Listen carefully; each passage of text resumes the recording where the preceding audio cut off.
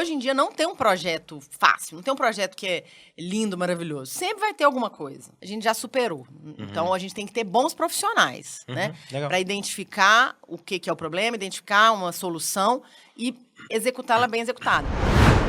No ambiente dinâmico dos negócios, as fusões e aquisições exigem não só uma expertise técnica, mas também uma gestão impecável dos times envolvidos. Hoje, nós vamos explorar como são esses processos de M&A e qual que é o seu impacto com o mundo de megaprojetos. Conosco na mesa, uma convidada que é referência nesse assunto, com mais de 20 anos de atuação no setor.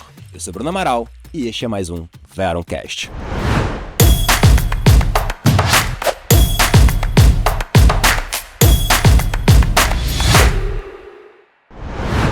Esta conversa tem o apoio da Veron Institute. Com nossas trilhas de formação, você obtém conhecimentos que vão além da teoria, conectando na prática o que há de mais inovador na indústria da engenharia e construção. O próximo passo da sua carreira te espera na Veron Institute. Seja muito bem-vindo, muito bem-vinda ao Veroncast, o podcast da Veron, que vem falar sobre inovação, melhores práticas em projetos e, sobretudo, como alavancar bons resultados. E hoje, mais uma vez, aqui na BH, minha cidade, com meu parceiro, amigo Gustavo Roberti. Bem-vindo, meu amigo. Bora! Mais uma vez, tamo junto. Como é que você tá? Beleza? Não tenho saudade de você, toda semana a gente se encontra. Pô, não fala assim, mais. cara. Que legal tá com você de vou novo, aprendendo. Vou falar pro Joel pra gente passar um pouco esses Veroncasts pra... Pô, e é o processo de pelo aprendizagem. menos eu não ter essa interação toda semana, não dá. É, tá legal. Mas brincadeiras aqui à parte. E hoje a gente vai falar um tema super legal, hein, Gustavo? Vamos legal, aprender aqui. Novidade, vamos aprender. Hoje eu tô com a minha caderneta de aprendizagem aqui. Tema ver que eu vou aprender. Que não veio até então no Veroncast. Não veio até então, novidade. Então, vamos falar sobre muita coisa legal. Vamos falar sobre fusões e aquisições, né? Vamos falar sobre M&A. Um pouco do nosso setor. Do né? nosso setor, no setor da mineração. Então acho que de tem investimentos, projetos. Tem tudo a ver com a nossa audiência. Acho que você vai... Ficou intrigado? No final você conta pra gente o que foi útil pra você. E aqui, ficou intrigado, né? Por que a gente vai falar aqui de M&A, né? No Veroncast, falando em projetos de capital. Então, acho que essa pergunta é legal. O que vocês aprenderam com esse episódio? Antes de começar aqui, dar o meu agradecimento pra Ana Paula. Ana, muito obrigada por estar aqui conosco, gravar esse episódio. Sem dúvida vai ser um momento de aprendizagem. Antes de passar a palavra pra Ana, né? A Ana, que é advogada, sócia, né, da ZV 7 e mais de 25 anos de experiência em M&A.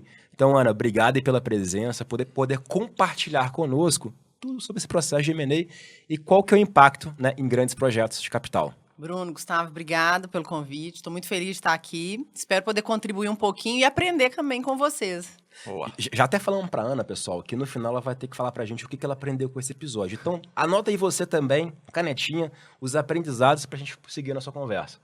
E começando, né, Ana, acho que até legal pra nossa audiência, se for puder falar um pouquinho pra gente da sua trajetória, né, quem que é a Ana, né, fora do LinkedIn, né, as pessoas ali vão te dar, né, e quem é a Ana também, né, e como que na tua jornada M&A se conectou, né? E M&A também nesse mercado de mineração. Então, você puder fazer esse contexto pra gente, seria bem legal pra gente se conhecer um pouquinho melhor. Tá bom, vamos lá. Como você falou, né? Eu tenho já 25 anos que eu atuo só com M&A, mas eu entrei meio por acaso, né? Nesse business do direito. Eu tinha feito intercâmbio, morado fora, voltei, comecei a fazer direito e comecei a fazer estágio no escritório que tinha atuação empresarial e que eu continuo lá até hoje, sou sócia, muito feliz e aprendi muito, né? E no escritório, acho que pela facilidade da língua, a gente atendia muito cliente estrangeiro, atende ainda, e eu fui me direcionando para essa atividade de direito empresarial, societário, fusões e aquisições. Eu peguei uma época que o mercado estava muito aquecido, então eu fui me desenvolvendo especificamente nessa área de M&A, pelo aquecimento do mercado mesmo, né? O Brasil estava recebendo muito investimento estrangeiro, internamente, muitas movimentações. Então, eu vi uma consolidação, aí, principalmente no mercado de mineração, né? 2006, 2008, e acabei focando nisso e me dedicando e estou aí até hoje expandindo, né, as áreas de atuação. Assim, o mercado de mineração ele sempre continuou muito ativo e vem expandindo, né?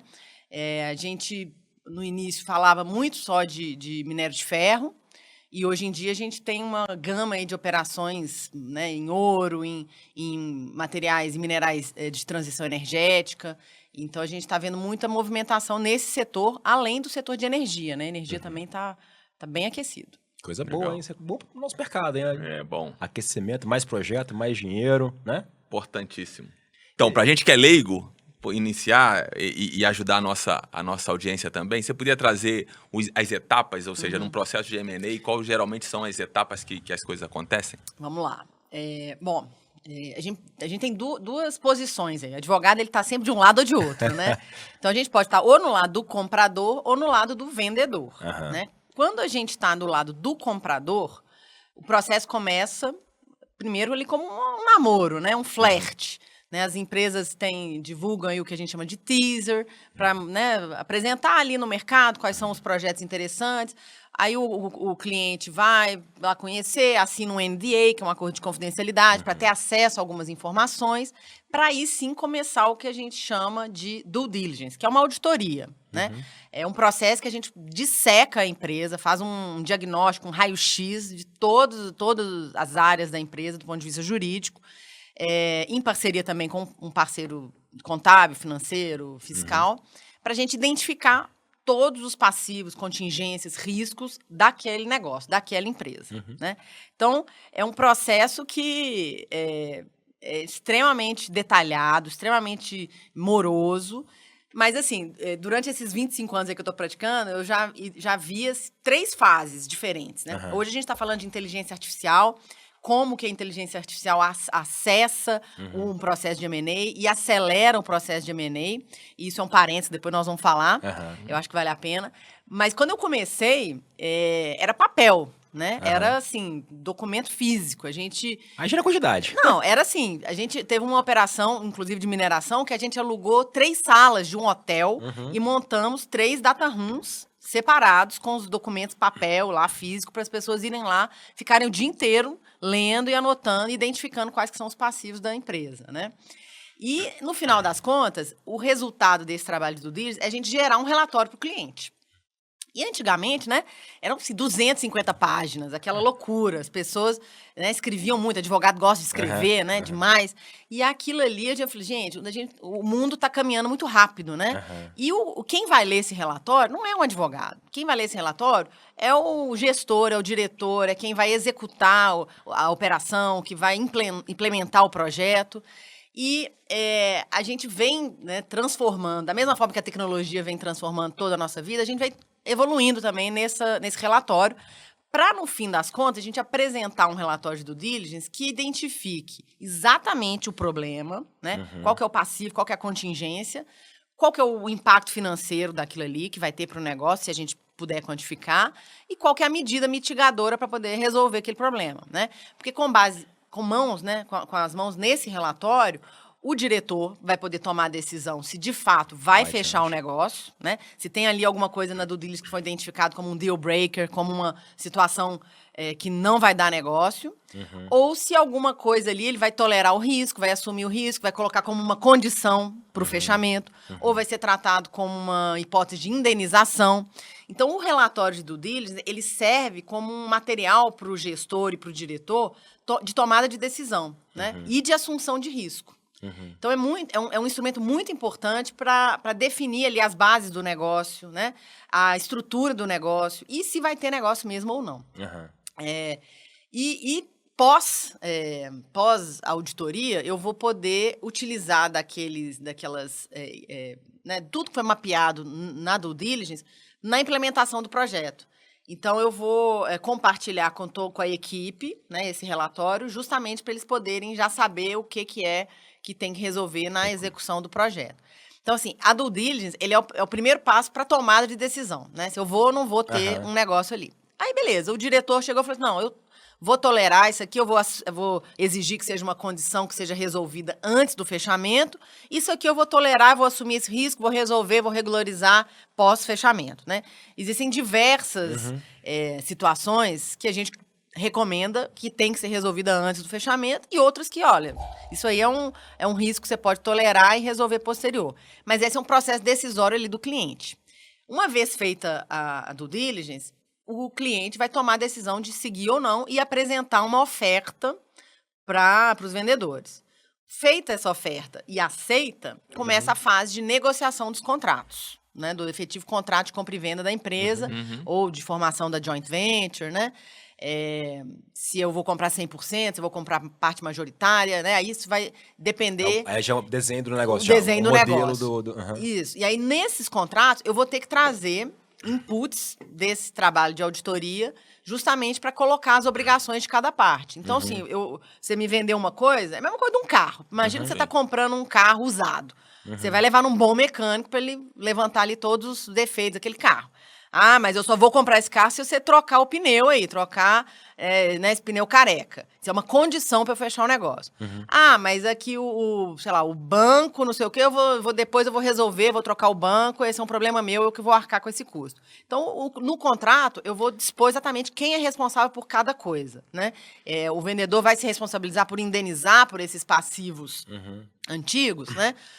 Ou ele vai ter que regularizar os imóveis que foram adquiridos e que não estão registrados corretamente na matrícula. Isso tudo a gente vai dispor detalhadamente no contrato, né, no contrato de compra e venda da empresa.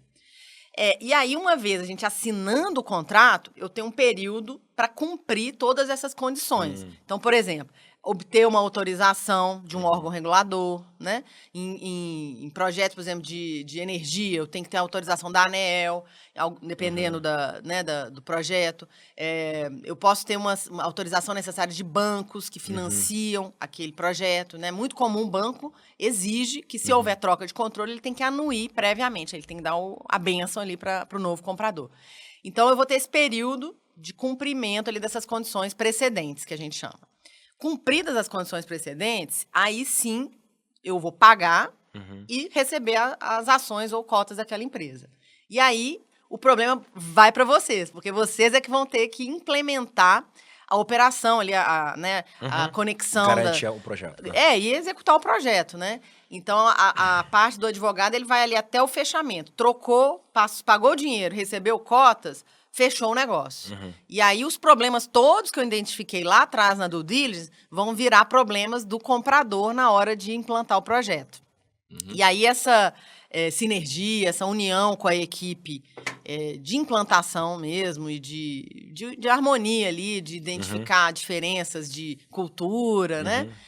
Diferenças de práticas, de procedimentos, de relações trabalhistas. E essa parte do M&A pós-fechamento, ela é bem... E aí tem gatilhos possivelmente para garantir aquela compra, né? Assim, Sim, com certeza. Eu vou ter, no contrato, eu vou estipular todas as regras, as condições.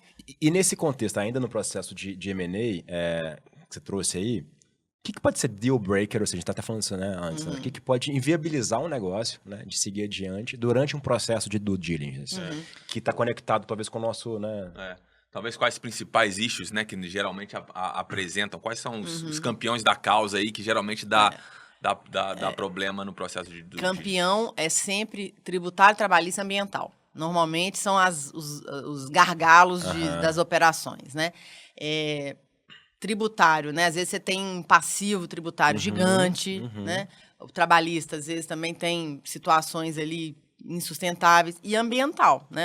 Nos projetos de mineração, é o crucial. Assim, a gente já teve cliente que a gente identificou uma situação de um dano ambiental numa comunidade, num rio, né? Que havia lançamento de afluentes num rio, que chegava numa comunidade ribeirinha e afetou a pesca, afetou essa comunidade e gerou um dano ambiental lá. E o nosso cliente falou, não, eu não vou assumir esse passivo. Porque no Brasil, né, diferente de alguns outros países, o comprador, ele assume o passivo ambiental passado pela lei, perante terceiros, perante né, o Ministério Público. Eu comprando um projeto, eu assumo todo o passivo. Então, assim, mapear os danos e riscos ambientais do passado é muito importante, porque você vai assumir aquilo perante as autoridades. E nesse caso, especificamente, o cliente falou, não, eu não vou seguir. Então, assim, questões ambientais de licenciamento, uma mineração de calcário, por exemplo. Você tem sítios arqueológicos, você tem sítios de cavernas que são protegidos. Então, uma exploração de mineração de calcário nessas áreas é extremamente restrita. Então, tem que ter muito cuidado, saber se, de fato, tem o licenciamento ambiental próprio, né? Então, ambiental em projetos de mineração sempre é muito sensível. Tributário, trabalhista, porque é o drama do brasileiro, né? Acho que independente do negócio. Entendi. E quando você fala, né, até na parte ambiental, né? E aí a gente está falando antes em relação a bons projetos. E aí trazendo até para o nosso temático, o que você enxerga de conexão ali? Hoje talvez a gente tenha poucos bons projetos, a gente, até na concepção, na engenharia. Então como é que você enxerga isso hoje impactando o processo de M&A? Qual a qualidade da engenharia, a concepção de projetos e como que isso também impacta o processo de M&A?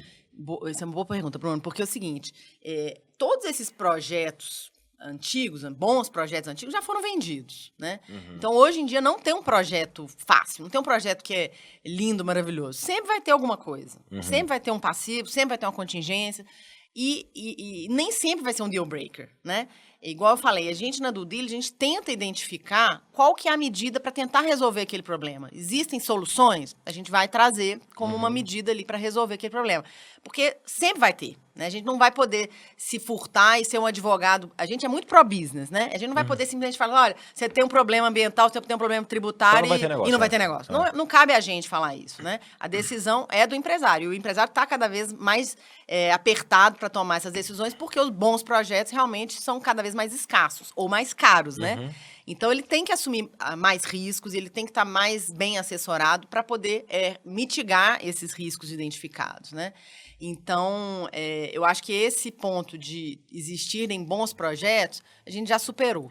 Então, a gente tem que ter bons profissionais, né? Para identificar o que é o problema, identificar uma solução e executá-la bem executada. E aí, no caso aqui da sinergia do nosso trabalho, principalmente em projetos Greenfield, é muito importante o projeto técnico, projeto de engenharia, casar com a disponibilidade que a gente tem ali fundiária para o projeto, principalmente de mineração e energia, que tem uma rigidez ali mais locacional, né? Principalmente de mineração, que é ali, pronto, acabou, que você tem escoamento, você tem logística, isso tudo afeta. Então, um bom projeto técnico de engenharia afeta a viabilidade do projeto, né? Jurídico. Às vezes eu posso ter um projeto lindo, maravilhoso do ponto de vista jurídico, sem passivo nenhum, mas que tecnicamente não funciona, né? Perfeito. Então, você ter uma equipe que conversa bem, que se comunica bem, o técnico com o jurídico, aí você vai ter mais, né, assim, viabilidade de falar possibilidade de falar. É um bom projeto, não é um bom projeto, né? A gente teve um caso de um cliente que ele foi comprar um projeto de energia e o projeto era lindo do ponto de vista jurídico. Não tinha passivo. Como assim? A maioria dos projetos Greenfield, né? Não tinha passivo nenhum, tudo certinho, licenciamento, todo maravilha. O projeto de engenharia passava por um determinado trajeto, né?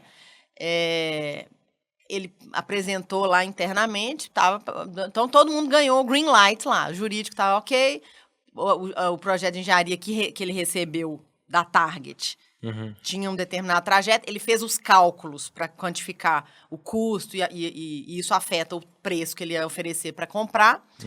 Mas aí quando foi executar na prática, ele viu que naquele trajeto que a engenharia tinha desenhado, já tinha uma torre. Então, ele tinha que desviar o projeto, ele tinha que desviar a passagem lá da linha de energia e isso ia ter um impacto de custo, ia ter um impacto de prazo que ele tinha que cumprir. Ele tinha cronograma para cumprir com a ANEEL.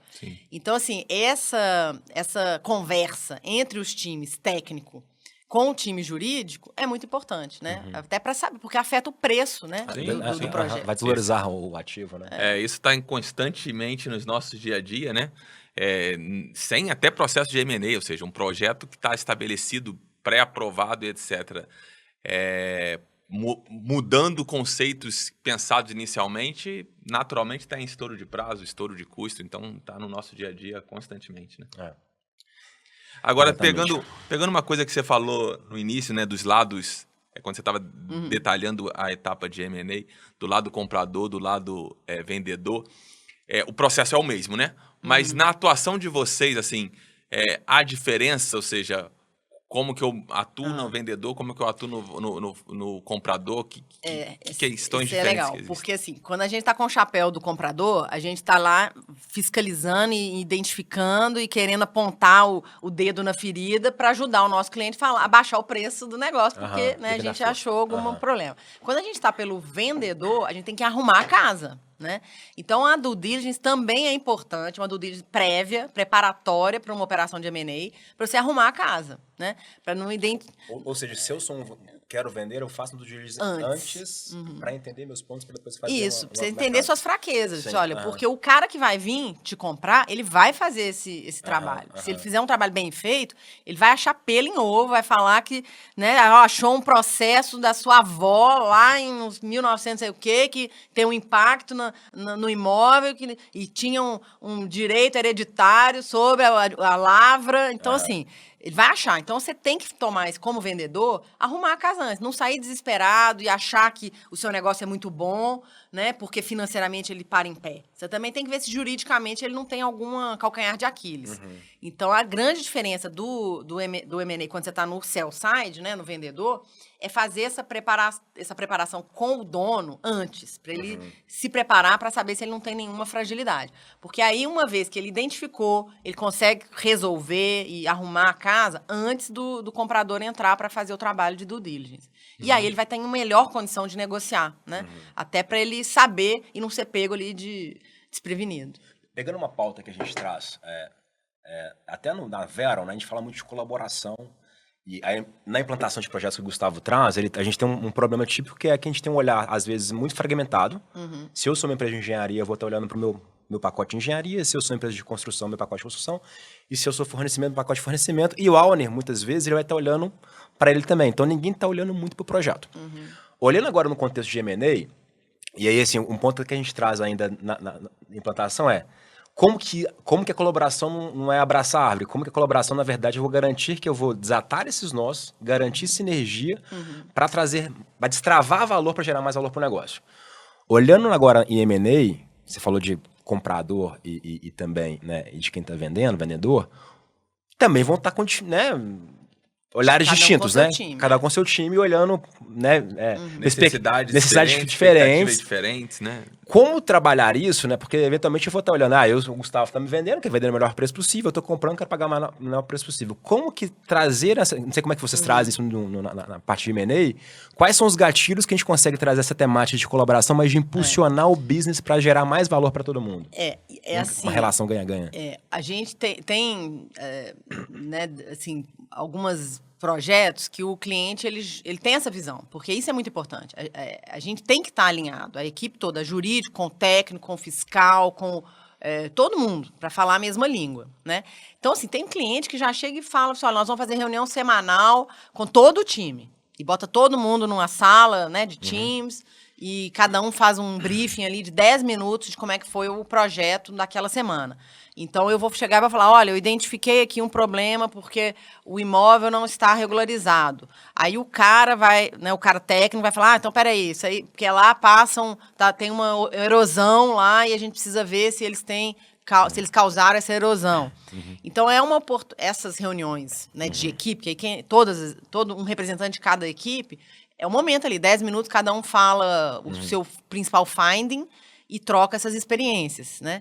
É uma reunião que, às vezes, ela é muito improdutiva, porque ficam lá 20, 30 pessoas e é difícil, né? Que cada um fala, mas é importante ter essa troca, né? Então, se o caminho não é uma reunião virtual com 30 pessoas, tem que ter algum outro canal. Então, fazer um working group list, circular um e-mail que você compartilha os finds e cada um comenta. Essa interação entre as equipes, ela é muito importante, né? Entendi. E a gente tem um conflito com a parte executora ali de business, porque vocês estão acelerados, querendo fechar o negócio, começar a implantação amanhã, e o jurídico, ele fica sempre ali, meio que segurando, porque, peraí, a gente precisa analisar isso, a gente precisa verificar aquilo, segura aí. A gente já teve cliente que precisou fechar a operação sem concluir a due diligence. Então, porque ele tinha que fechar o negócio, se não fechasse, ele perdia. E ele não, eu vou fazer a due diligence depois eu vejo o esqueleto que tem dentro do armário. Então, assim, depende da operação, né? Depende do timing. Mas eu acho que o importante é ter essa comunicação com a equipe toda, técnica, novos negócios, né, todo o time, para todo mundo entender os riscos, entender o timing do negócio. Do mesmo lado que a gente fica segurando aqui, né, a gente entende que vocês têm que começar, tem que produzir, tem que começar a construção. Então, a gente tem que ter esse alinhamento para que todo mundo se entenda e veja ali, olha, eu preciso segurar, porque não tenho documentação, não recebi o documento. Como é que eu vou validar se a empresa tem a licença se eu não tiver acesso ao data room? Né? E pensar os impactos que isso vai ter no negócio. Né? Porque esse cliente, por exemplo, que teve que fechar sem concluir a due diligence, a gente teve que trabalhar no SPA, no contrato, para colocar lá cláusulas que protegessem ele se tivesse algum passivo, porque ele não tinha conhecimento de nada, né? Então, eu tive que me resguardar mais ali no contrato para garantir que ele teria alguma garantia a mais se aparecesse algum pepino lá atrás, né? Legal. Então, assim, não sei se essa reunião online com 30 pessoas funciona, mas a interação é muito importante. Sim. Explorando isso ainda e trazendo talvez a diferença cultural, por exemplo, que nós temos comparativamente Brasil e internacionalmente, né? Qual a diferença de tratar um processo de M&A onde a aquisição é só no âmbito nacional versus no âmbito internacional? Que questões que a gente tem que se preocupar em relação a isso? Entendi. Tem muitas diferenças, assim, de cultura mesmo, né? A gente atende muito cliente estrangeiro, americano, europeu, chinês, tudo, né? Japonês. E é muito engraçado, porque cada nacionalidade tem um jeito diferente, um estilo diferente. Tem uns que são mais pragmáticos, né? Os americanos, os ingleses são muito mais pragmáticos. Os chineses, os japoneses são ultra detalhistas. Então, assim, a nossa relação com o cliente, ela já varia nisso. E a relação da empresa, né, alvo, que está negociando com o estrangeiro, também é muito... A gente já viu o negócio... Semana passada, 2 semanas atrás, a gente estava negociando desde março uma operação... a gente estava assessorando uma empresa indiana e o brasileiro aqui, simplesmente assim, não é nem só a questão da comunicação, mas é o estilo de negociação, né? O brasileiro falou uma coisa de uma forma mais... né, assim, né, italiana, brasileira, energética, simplesmente acabou a reunião, não teve mais negócio, caiu o negócio, assim. Então, tem que ter cuidado, assim, gente. O cara que está na frente da negociação com o estrangeiro, ele tem que saber que tem diferença de relacionamento, de cultura, desde a negociação. Desde a negociação. E aí, quando você fala de implantação do projeto, você imagina que o cara, agora ele veio para cá, vai estar lá dia a dia, e ele, às vezes, ele não dá nem 3 beijinhos, né? Aquilo ali para ele já é uma afronta, né? Sim. Então, assim, existe uma diferença de cultura que afeta. Eu acho que afeta não só o negócio, assim, até a existência do negócio, a negociação mesmo, porque o estrangeiro, ele não conhece, ele não sabe como é que funcionam as coisas no Brasil. Então, ele vai querer ter muito mais cautela, ele vai querer ter muito mais transparência, ele vai ficar muito mais desconfiado de algumas arranjos que pra gente, às vezes, é cotidiano, é comum, né? Então, por exemplo, falar de PJ, né? Para um estrangeiro, aquilo ali o cara não entende, né? Explicar a diferença de CLT, PJ, o cara fica com medo. Se a gente fala, ó, tem algum risco? Tem risco. Então, não quero. Né? Então, o estrangeiro, ele tem muito mais receio de algumas situações que pra gente é tolerável. A gente teve também uma outra situação que um dos pontos era justamente esse. A empresa tinha vários contratados PJ e o estrangeiro, ele não queria. Ele não queria aceitar porque ele entendia que aquilo ali era um risco trabalhista que ele não queria correr. Correto. Então, colocamos no contrato que até o fechamento aqueles PJs tinham que ser contratados como seletistas. Né? Então, o estrangeiro, ele tem essa posição mais de seguir regras e ser mais cauteloso com os riscos. Então, assim, pro brasileiro, às vezes, não, pô, cara, isso aí não liga pra isso, não. Isso, todo mundo faz isso. No estrangeiro não vai, não tem isso. Todo mundo faz isso, né? Não tem. E tem o negócio do tato, do relacionamento. Quando você está negociando com uma empresa familiar, por exemplo, né? É mais difícil ainda, porque às vezes você vai ter um gringo que não tem jogo de cintura nenhum para conversar com um senhorzinho de 80 anos que está vendendo uma mina lá no Mato Grosso, né? Numa fazenda que ele planta ali ainda, ou tem a criação de gado dele. demanda, assim... Choque cultural, um né? choque cultural. Você tem que ter um intermediador ali para fazer a conversa fluir, porque senão é muito, muito difícil mesmo. Falando no processo de M&A, aí você trouxe a questão do due diligence, né? E na visão do due diligence, aí, né, fechando o negócio, quais são os impactos que você enxerga na parte de governança, né? Então, e aí talvez impacta muito na gente, né? Então, teve a fusão, né? Teve a compra. O que isso na due diligence depois pode ter de impacto na governança e que eventualmente isso pode virar um deal breaker porque não foi cumprido? Você tem alguns casos que você poderia citar pra gente? Isso é um ponto importante, porque às vezes o vendedor, ele não tá sabendo a mudança que vai ter depois da compra, entendeu? Ele acha que ele ainda é dono. E aí, quem tá talvez até nos escutando, ele tá sendo impactado e não sabe por E que nem foi sabe impactado. por quê. Aham. É porque às vezes, uma coisa é o cara, que é o gestor, e que vai ter um novo chefe que vai impor ali uma nova regra de conduta, né? Aham. Cara, você vai ter que seguir assim, assim, assado, vai ter que usar o determinado sistema de segurança, porque os estrangeiros, eles trazem muito... Não só estrangeiro, mas multinacional, empresas maiores, trazem mais sistemas ali de segurança e de controle, Compliance. principalmente de compliance, de segurança de saúde ambiental Aham. e de anticorrupção. E o cara ali que está sendo gerido, né, o empregado, beleza, é um novo chefe, vão ter que seguir novas regras. Agora, o dono, que às vezes ele permanece, né, como minoritário, ali alguma coisa. O dono, eu acho que é quem mais sofre, porque ele ainda acha que é dono, né, e ele acha que ele ainda manda, só que agora ele tem um dono em cima dele ali, alguém que vai impor alguma regra. E essas regras vão ter uma mudança de cultura, porque às vezes o cara traz ali o projeto dele que ele já cumpre nos Estados Unidos, na Europa, que às vezes é uma regra muito mais rígida, ou nem tão mais rígida, mas que de fato é cumprida, né? Porque aqui no Brasil a gente tem isso, né? Tem regra, tem lei que pega e que não pega, né? Lá não, lá o cara falou que é LGPD, o cara cumpre na risca. Então, ele traz isso para cá. Ele traz a cultura global, né, dessas operações, principalmente essas empresas multinacionais. O cara atua com o mesmo padrão de regra, de compliance, de LGPD, de segurança. E quando ele vem para cá, ele não tem isso. Então, a gente teve um cliente de Cal que, quando a empresa comprou aqui, os standards de ambiental deles eram mais elevados do que os nossos ambientais. Então, o nível de emissão, de ruído, de gases, não sei o quê, eram mais elevados do que a nossa própria legislação exige.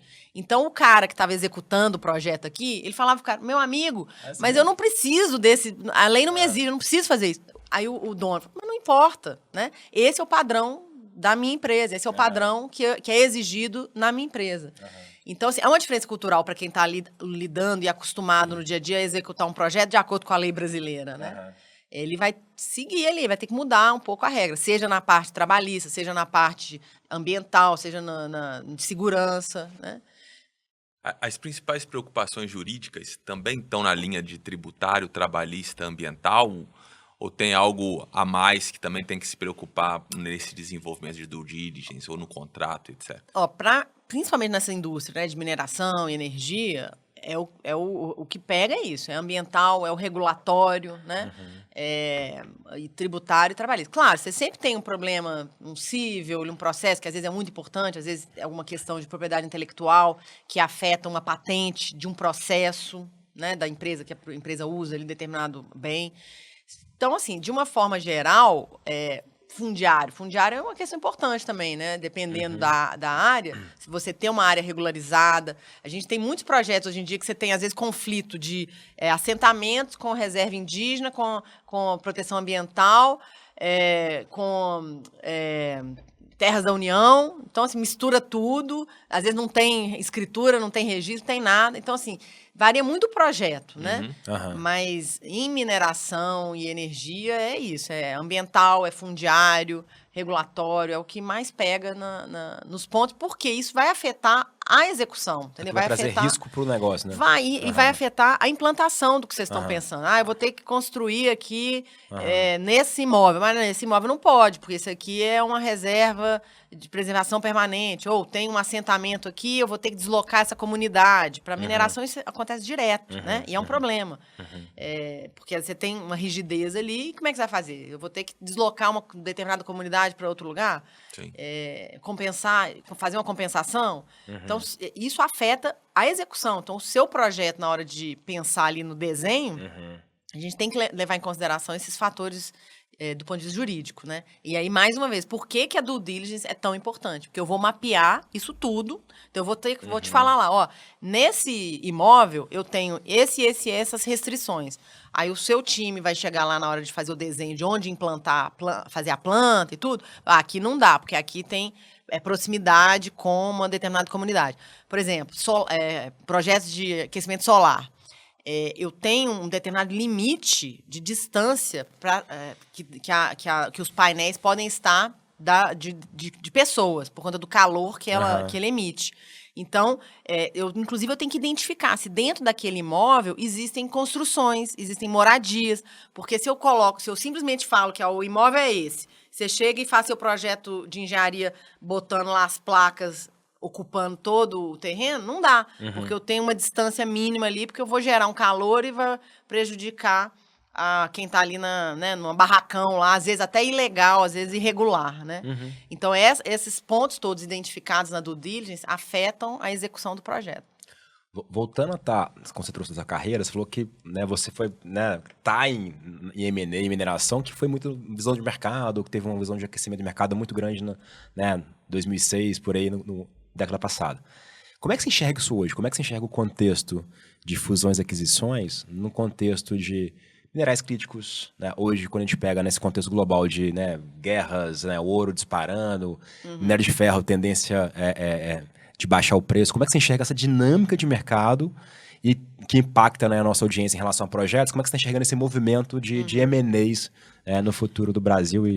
Eu acho que assim, no Brasil, a gente tem dois grandes motes aí, que é a mineração e o agro, né? E a mineração também serve para o agro, né? Em termos de fertilizantes. Então, assim, o mercado sempre está aquecido, sempre tem operação, né? Muda um pouco por conta dessas questões aí de mercado, né? O minério de ferro já teve um auge lá em 2008, né?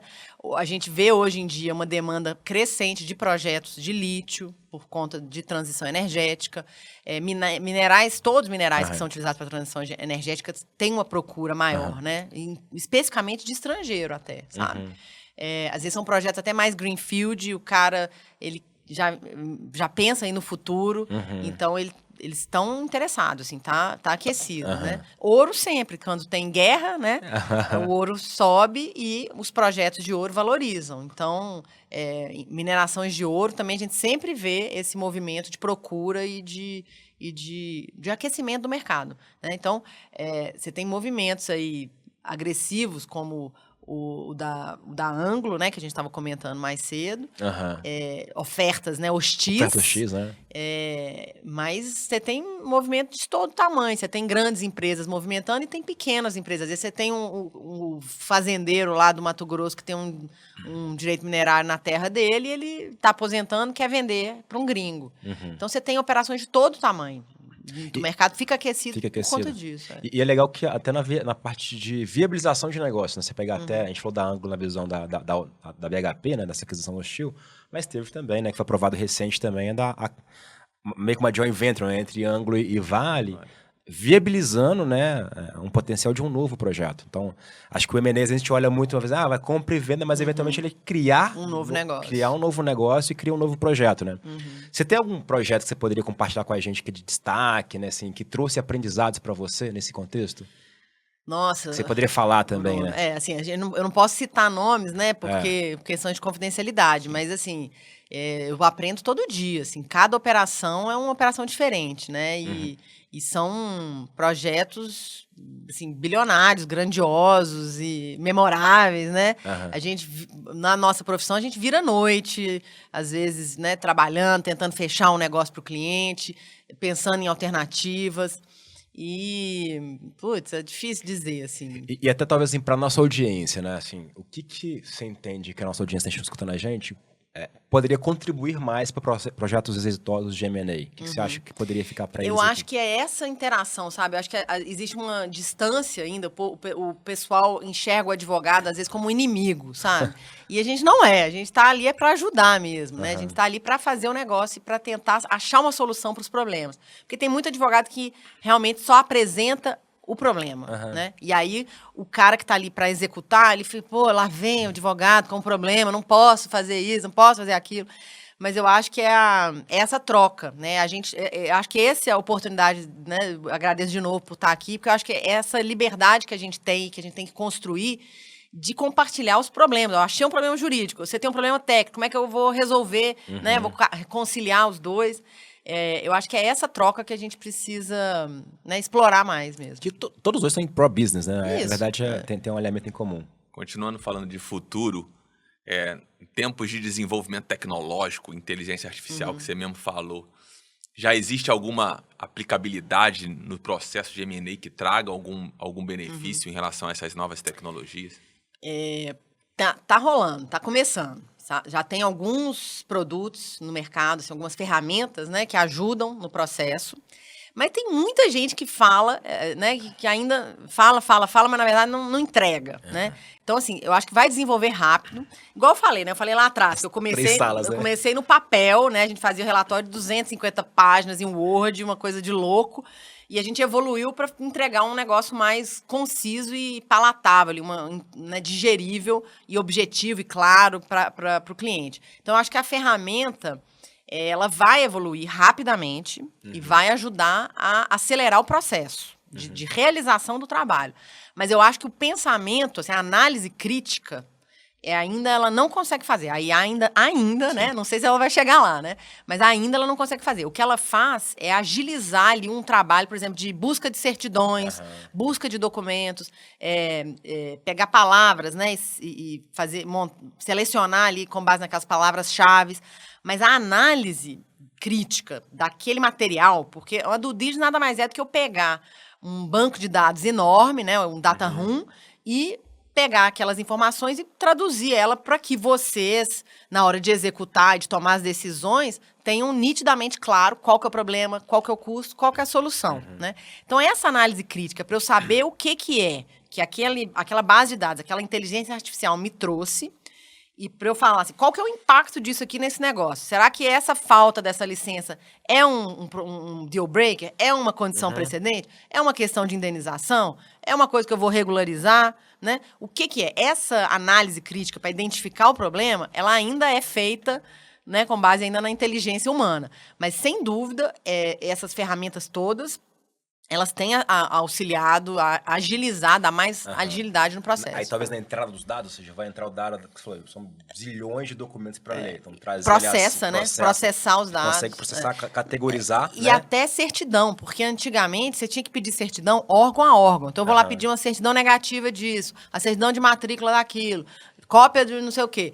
Com o robozinho, aí ele já traz uma listagem ali em minutos das ações que estão ali envolvendo aquele CNPJ, aquela empresa. Então, você consegue, aquele trabalho que era manual, que ficava lá o estagiário digitando, um processo número 0800, a máquina já te traz em 3 minutos. E aí, o trabalho que eu vou ter é de fazer essa análise crítica desses dados. Então são 20 processos, mas tem 20 processos de 10 mil reais, né? Não afeta em nada. Não, tem um processo aqui de 1 bilhão que discute não sei o quê. Então, isso aqui eu vou ter que aprofundar. Então, eu acho que a ferramenta, ela vai auxiliar nisso. Igual quando o Data Room virtual foi criado e a gente não precisava mais fazer reunião em hotel, né? Aí a gente bota tudo no Data Room virtual, bota lá num drive, todo mundo acessa de onde estiver, do mundo que tiver, todas as equipes ao mesmo tempo. E isso já acelerou o processo. A gente já ganhou agilidade quando criou o Data Room virtual. Né? Porque imagina, você fazer 3 salas de papel e a equipe podia ficar lá só de 8 a meio-dia, sei lá, 8 a 6. Não, no Data Room virtual a pessoa trabalha, se ela quiser, 12 horas, 14 horas. Você tem colaboração, né? Ao mesmo tempo, exatamente. Né? E todos os times ao mesmo tempo. E o que a IA vai fazer, eu acho que ela vai revolucionar ainda mais, né? Vai trazer mais agilidade, e a gente ainda vai trazer essa parte da análise crítica, que é o grande tchan do relatório, né? Porque não adianta nada eu te entregar um relatório de 250 páginas, cheio de dados lá, se você não tiver uma interpretação sobre aquilo, né? Para você executar e implementar o projeto, você tem que, né, trabalhar os dados. E isso, eu acho que a tecnologia ainda não chegou lá. Tem espaço pra gente. Gustavo, pergunta pra gente, no nosso livro agora, né? Que a gente já falou que a gente vamos utilizar, inclusive, a IA, categorizar. Tem um capítulo novo, hein? Tem um capítulo novo? Tem um capítulo novo. Vamos falar de M&A? Pois é. Fusão e aquisição. Não estava categorizado, hein? E aí eu te pergunto, o que você aprendeu hoje, cara? O que foi útil pra mim? O que foi útil pra você? Vamos lá ver? Vamos? Vamos lá ver. Então, conversamos com Ana Paula Caldeira, advogada. Falamos um pouco sobre a trajetória profissional dela, certo? Conhecemos sobre as etapas do processo de M&A. Falamos sobre due diligence. Olhamos um pouco sobre o lado comprador, um pouco sobre o lado vendedor. Quais principais issues podem impactar o processo, né? Trabalhista, tributário, ambiental, são os principais. Falamos um pouco também sobre principais questões jurídicas, e aí no âmbito da mineração, questão regulatória, questão fundiária. Falamos sobre diferenças de processo nacional, internacional, diferenças de cultura. Falamos um pouco sobre o setor da mineração, questão da transição energética, o lítio como um ponto interessante aí. E, por último, tecnologia, inteligência artificial, que pode trazer benefícios para o processo de M&A. Fantástico, certo. E aí, para você, o que foi útil? Deixa pra gente nos comentários, sem dúvida, no aprendizado. E agora, vamos fazer a pergunta para Ana, né? Ana, o que foi útil para você, né? Numa temática diferente, sendo aqui, né, talvez entrevistada por 2 engenheiros, numa temática de projetos de capital, o que foi para você, Ana? O Gustavo já tirou nota 10, né? Você viu o que ele fez com o chat GPT, né? Você viu, né? Então, aqui do meu lado, eu acho que o grande aprendizado para mim, como advogada, é ouvir vocês como executores dos projetos, porque a gente fica mais no papel e vocês é que fazem o projeto acontecer de verdade. Então, ter a oportunidade de estar aqui, ouvir vocês, entender os dilemas aí da execução, da implantação de projetos, para mim é a maior oportunidade, o maior aprendizado, e eu agradeço novamente. Legal, muito bom. Para mim, o que foi útil foi a colaboração, cara. Essa colaboração entre, né, o nosso time de implantação com o time, né, também de M&A. Voltando para você, deixe no comentário o que foi útil para você. Se você queira que o Veruncast traga outros assuntos, por favor, coloque no comentário aí. O Gustavo tá querendo que outros capítulos também no livro que a gente vai ter que fazer, porque agora já foi desafio, né, Gustavo? Gustavo, para quem não te segue aonde? LinkedIn, Gustavo Roberti. Legal, Bruno Amaral, tanto LinkedIn quanto Instagram. Ana, palavras finais para você, né, para deixar nossa audiência. Muito obrigado por aceitar o nosso convite e compartilhar conosco essa aula de M&A, né, cara? Processo de due diligence. Enfim, muito obrigado, viu, Ana? Eu que agradeço. Contem conosco, estamos aí para ajudar e não para prejudicar os projetos. Que ótimo. Muito obrigado, Ana. Obrigado, pessoal. Tchau, grande abraço. Este episódio contou com o apoio da Verum Institute. Quer ficar atualizado com os conceitos e práticas que estão revolucionando a indústria da construção? Conheça a nossa trilha de formação AWP. Estude com profissionais que são referências no setor e conquiste um certificado reconhecido internacionalmente. Acesse www.veruminstitute.com.br e garanta seu passaporte para essa jornada de conhecimento rumo ao sucesso profissional. O Veruncast é uma produção da Verum Partners e da Verum Institute. Este episódio contou com roteiro e produção de Joel Corsini, edição e pós-produção Grace Lisboa, logística Camila Ishikawa, marketing Valéria Trombini e Bruna Sanino. A Verum Partners e a Verum Institute estão no LinkedIn, YouTube, Instagram, Facebook, Spotify e nos principais agregadores de áudio. É só nos procurar e seguir a gente por lá. Até o próximo episódio.